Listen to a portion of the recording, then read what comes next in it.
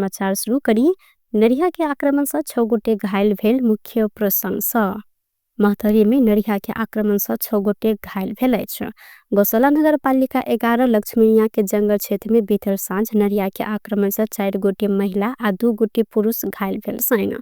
इलाका प्रहरी कार्यालय गौशाला के अनुसार घायल भेल समय स्थानीय मती देवी महतो, ललिता शर्मा, नीलम शाह, रोशन यादव, रामचंद्र यादव आ मनमाया पोखरेल रहल छैन। ई सब गोटे खेत से घर आबि रहल समय अचानक नरिहा आक्रमण केने प्रहरी जानकारी करौने अछि।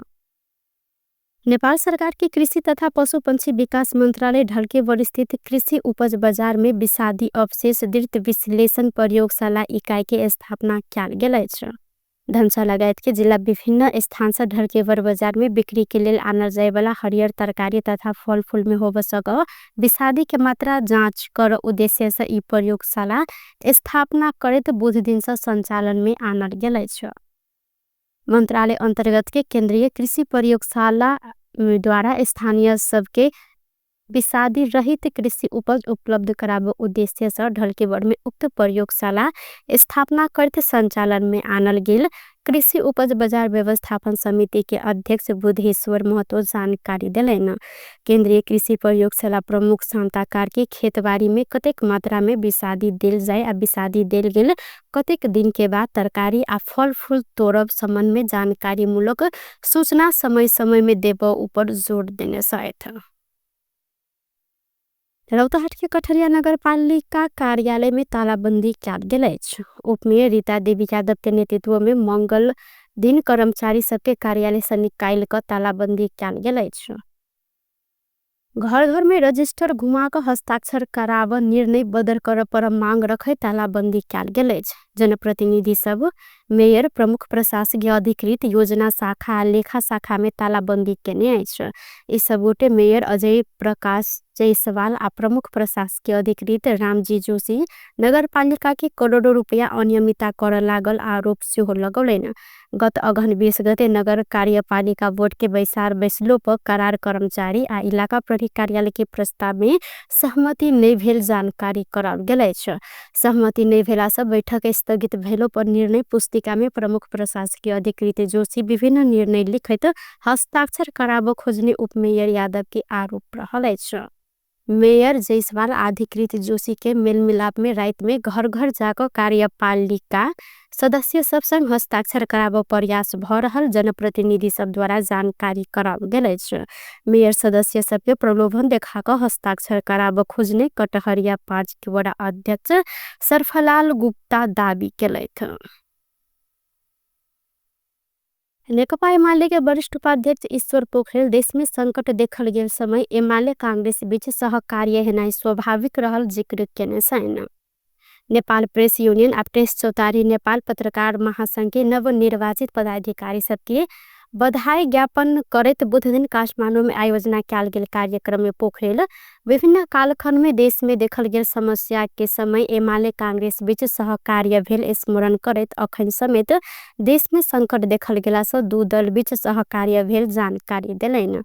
देश के पहिल आ दोसर दल मिलकर सरकार बनेनाय अन्यथा लेब के विषय नहीं रहल हिनकर कहब सल। ओ एमाले कांग्रेस बीच के सहमति सत्ता के लेल नहीं भक देश के संकट समाधान के लेल रहल उल्लेख सेहो केलैन।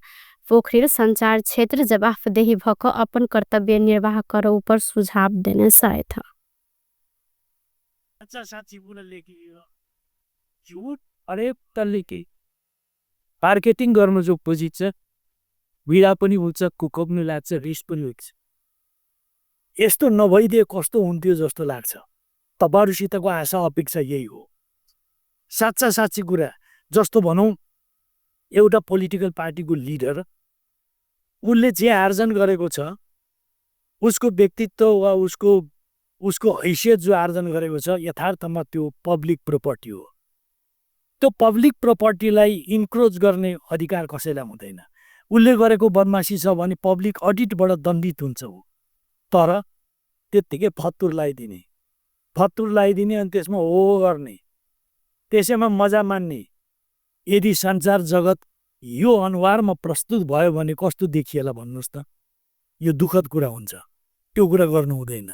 जहाँसम्म लिडरसिपले बदमासी गर्छ अयोग्यता देखाउँछ भने ऊ दण्डको भागीदार हुन्छ। त्यो दण्डको भागीदार जनताले दण्डित गर्छन्। तर फत्तुर सहनुपर्ने अभिशप्त स्थिति आउन दिनु हुँदैन। तपाईँहरूसित मैले यो आग्रह गर्न चाहन्छु। कसले केलाई कुनै सत्यको कुरो केही हुँदैन, बस उडिया कुराको आधारमा लगाइदिने। हामीलाई पर्ने कुरा त्यो हो। तपाईँहरूलाई लाग्दो हो यो पोलिटिकल पार्टीवालाले बेला बेलामा इन्करेज गर्छन्, हाम्रो प्रोफेसनलिजमलाई अलिकति दबोच्छन् भन्ने पनि लाग्दो हो। त्यो हो भने मैले भनिहालेँ, हाम्रो एउटा म्युचुअल कन्सल्टेसनबाट छलफलबाट त्यस्ता ग्यापहरू कन्ट्राडिक्सन्सहरूलाई हल गर्नुपर्छ। वो गलत सूचना प्रवाह कर प्रवृत्ति के महाशय के नेतृत्वदायी भूमिका निर्वाह करत नियंत्रण कर फरत जोड़ दिलन। कबाड़ व्यवसायी संघर्ष समिति काठमाडौँ महानगरपालिका घेराव कर जिक्र केलक अछि। समिति बुध दिन काठमाडौँ में पत्रकार सम्मेलन करत महानगर व्यवसाय से विस्थापित कराव अनावश्यक दुख देने कहत आगामी पुष 14 गते महानगर के कार्यालय घेराव कर जानकारी देने अछि। पत्रकार सम्मेलन में कबाड़ व्यवसायी संघर्ष समिति के संयोजक राम केवल गुप्ता आव अपने सब काठमाडौँ महानगर विरोध आंदोलन में जाय लागल जानकारी दिलेन। साथे काठमाडौँ महानगर प्रहरी कबाड़ व्यवसायी सबके दुख देने, हाथाहाथ केने, पीटपाट आ गाली बेजती समेत केने हिनकर कहब अछि। कहाँ पढेको छ? इन्जिनियर हो कि के हो त्यो? हाम्रो कबाड़ व्यवसायी साथीहरूको पनि छोराछोरी इन्जिनियर डाक्टर छन्, त्यो पनि पढे लेखेका छन्, हामी पनि पढे लेखेका छौँ। यो देशको संविधान कानुनले दिएको अधिकार, यो देशको संविधानले यो देशको कानुनले दिएको अधिकार अन्तर्गत विभिन्न निकायमा दर्ता भएर हाम्रो पेसा व्यवसाय गर्दै आइरहेको छ। तापनि उले हामीलाई कबाड़ व्यवसाय यहाँबाट जबरदस्ती राक्षस शैलीमा हामीलाई काठमाडौँबाट भगाउन खोजिरहेको छ। उलाई केस लागिरहेछ भने यो कालोहरू हुँदैखेरि यो सब इन्डियन छ, मधेसी छ, धोती छ। नो, यो गलतफहमीमा नपर्नुहोस्। यो ट्याक्समा पूर्णमल पनि जुन छ, पूर्णमल पनि सुन्नुभयो के नाम चाहिँ उसको पूर्णबल चितवनको छ। 77 जिल्लाबाट हामी संगठन तयार गर्दैछौँ। यो ट्याक्समा विमल बोरा हुनुहुन्छ। यो पेसा व्यवसायमा सम्पूर्ण समुदायको मान्छे, नेपालकै मान्छे कन्टिन्यू हामी काम गरिरहेको छ। अब तपाईहरुलाई भन्न चाहन्छु, महानगरको पालिकाको मान्छेहरू हिजो विगतमा 5 गतेदेखि काठमाडौँको अनामनगर, काठमाडौँको बानेश्वर, काठमाडौँको विशालनगर, काठमाडौँको बालाजुमा गएर कबाड़ भत्काए। त्यहाँ गएर के गर्यो भनेको? वो अदालत कबाड़ नहीं हटावा आदेश दिलो पर महानगर एके विपरीत कार्य करने उल्लेख से हो के लेंगे। भारत के प्रसिद्ध गायक सोनू निगम काठमाडौँ आयल था। सोनू निगम लाइव इन नेपाल सांगीतिक कार्यक्रम के लिए बुध दिन काठमाडौँ आयल। काठमाडौँ में सोनू निगम के कॉमेडियन संदीप छेत्री लगायत आयोजक स्वागत के सलैन। काठमाडौँ अयलाका बाद त्रिभुवन विमानस्थल में संचारकर्मी सब संग बातचीत करे तो समय के निके चाह भेलो पर नेपाली प्रशंसक के भेंट करवाक लेल अपने नेपाल आयल जानकारी दिलेन। वो नेपाल अयला पर अपने के निके उत्साहित महसूस भ रहल जिक्र केने सैन। Australia and in New Zealand. And yesterday I was contemplating that, I should have probably not taken this date because I was so exhausted yesterday.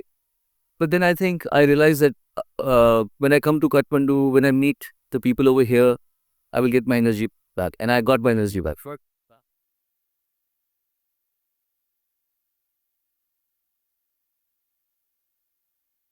Nepali touch Nepal Christmas के अवसर में पायर का सांगीतिक कार्यक्रम के आयोजना केने अछि।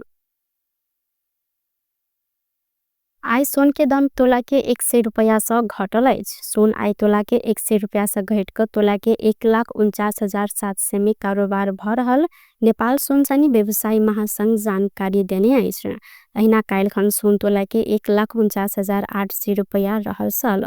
संगे आई चांदी के दाम तोला के 5 रुपया से घटल अछि। चांदी के दाम आई तोला के 1,800 रुपया में कारोबार भ रहल नेपाल सोनचानी व्यवसायी महासंघ द्वारा जानकारी करल गेल अछि।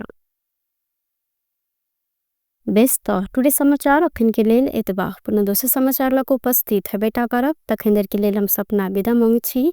देखैत रही टीवी टुडे जनकपुर। नमस्कार।